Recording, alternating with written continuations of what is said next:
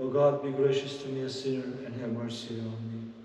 Blessed is our God, now and always, and forever and ever. Amen. In peace, let us pray to the Lord. Lord, have mercy.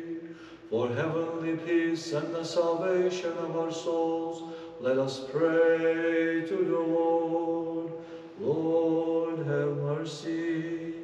For peace in the whole world and stability of the holy churches of God, and for the unity of all, let us pray to the Lord. Lord, have mercy.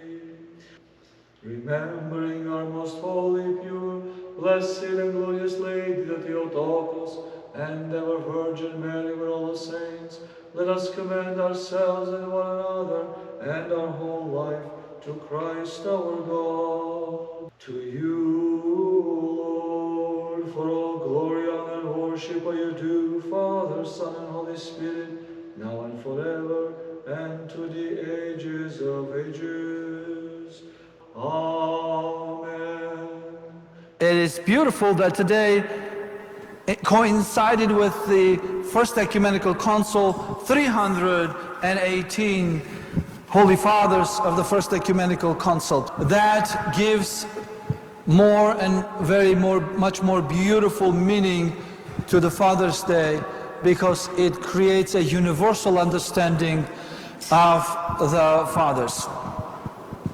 So anyone who is a father, anyone who is a godfather, who is a grandfather, is today celebrated.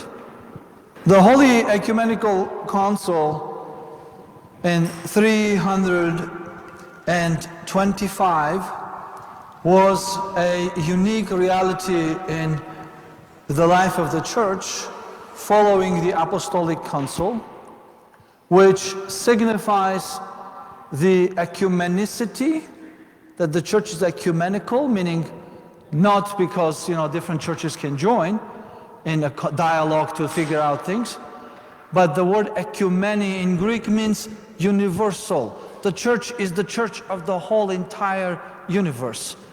Universe in a Greek terminology was understood beyond the borders. The beautiful thing beyond the border. Everyone on this planet. At that time, the universe was understood to be the Mediterranean and beyond. People didn't know that there was America, so we're not part of the universe. What is beautiful about it, also, the council signifies the unity of the Church. That the unity and oneness of the Church is very important. Today, the Church is divided. You have 20,000 Protestants, you have the Catholic Church, you have the Orthodox Church, and then you have what I came from, the Oriental Orthodox Church. They were the first ones who split from the Church. So, what is the meaning of that? Is that the truth is kept in unity, in universality. And that was represented in the world by 5 centers. Rome was the most important, most honored see, the most honored center of the Church. The Pope was the elder brother of all the Christians. He was the one who would decide some debates between the churches, if there were small ones. Constantinople, second. Jerusalem, the city of the Lord. Alexandria, and Antioch. That's what was the universe. And so these Holy Fathers came from all those territories into Nicea to meet to decide one thing. There is a 2nd century church father who says that before God created the universe, before God created Adam and Eve, the Father had a conversation with the Son. My son, we will create humanity in your image, and they will fail. They will abandon God. They will abandon us. and you will become like them because they are created in your image, so that you can bring them back to God. And like in the Garden of Gethsemane, our Lord, the Son, said to the Father, "Yes, Father." And that is the symbol of the unity between the Father and the Son. As in the Garden of Gethsemane, he was on his knees saying, "Lord, Father, take this cup away from me, but let it be not according to my will, but according to yours." That is what unity is.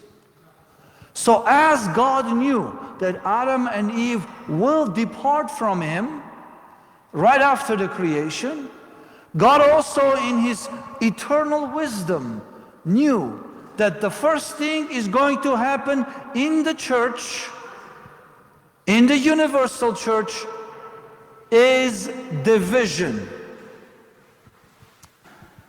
In the upper room, our Lord and Savior Jesus Christ said to Judas, "Go and do what you have to do." He got up and left. He left his brothers and he left his Lord. That was the first deviation from the common goal.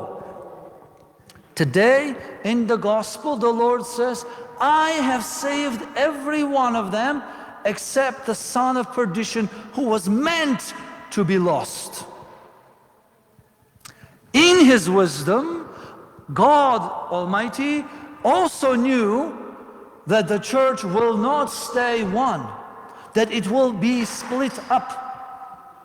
And today, the gospel is not really a theoretical message or philosophical understanding. The gospel today is simple prayer.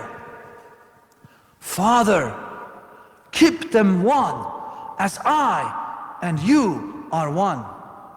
Everything you gave me, I have kept it. I have preserved it. I have saved it. I have done, Father, what you sent me to do. I have finished," as he said on the cross. It is finished. He, our Lord and Savior, knew that Judas was not the first one to separate from the flock. He knew that the first enemy of the church was going to be heresies. I want you to remember, heresies don't begin as heresies. Heresies begin as schisms. What is a schism? I don't like you, I'm going to go and worship God somewhere else. That is schism. People will say, "Oh, that's a good person. Why did they?" They are good until they separate themselves from the body of God, and then slowly, as time goes by, they become a heretic. Because it is the body of God that maintains the universality and the orthodoxy of our faith. I come from the Armenian church. 5 churches, the Armenian, Ethiopian, Coptic, Indian, and Syrian. After the third ecumenical council, they said, "We don't want to be with the rest of you because you are not making good decisions." They did not change anything in the theology since the 4th century. So if you go to those 5 churches, you will see the theology of the 4th century. Nevertheless, if you look at their life, you will realize by separating themselves from the body of the church, they have stagnated in the way they were. The church is a dynamic body. It continues to grow and develop and emphasize and figure out things as it goes. The first ecumenical council came to respond to a heresy. Arius was a great guy. He was a great priest. He was a very theologically savvy person. He was preaching. He was very curious. He was examining everything. He was asking all kinds of questions. At the end, he started taking the church apart. And 318 fathers had to come together to address the problem. I want to give you something very unique that I found back in the Armenian church. There is actually a list of the fathers. 318 names. Who were they, those fathers that come to Nicea 325? Besides the names, there is also description of their bodies. You would say why? Would you care if there was a description of their body? Yes, it's very important. Because some of them did not have arms, some of them did not have tongues, some of them did not have ears, or eyes, or a leg. Some of them had wounds on their bodies that haven't healed yet. Because the church had just finished being put through the persecutions of the Roman Empire. These fathers were bearing the mark of the persecution, of the brutality of the Roman emperors on their bodies. Sometimes in the Reformed world they say, well, like the Ecumenical Council of Nicea, Constantine dictated them what to do. We really like to dictate things that this is how it should be in the church.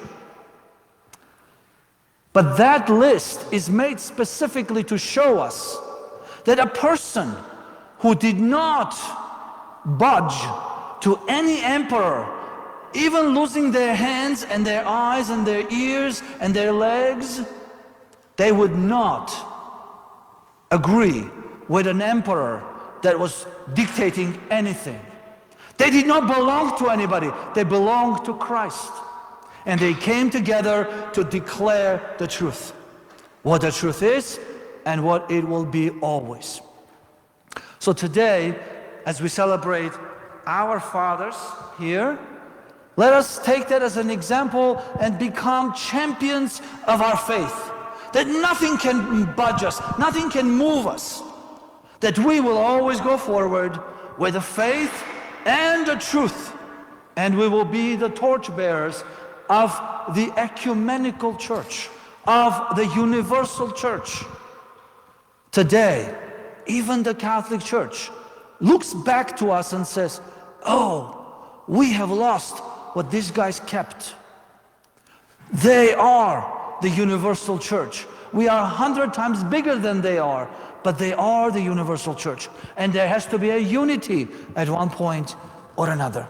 It is not a matter of pride, it's a matter of humility, that we have been trusting with the truth of the fathers of the ecumenical councils, now and forever. Amen. Thank you.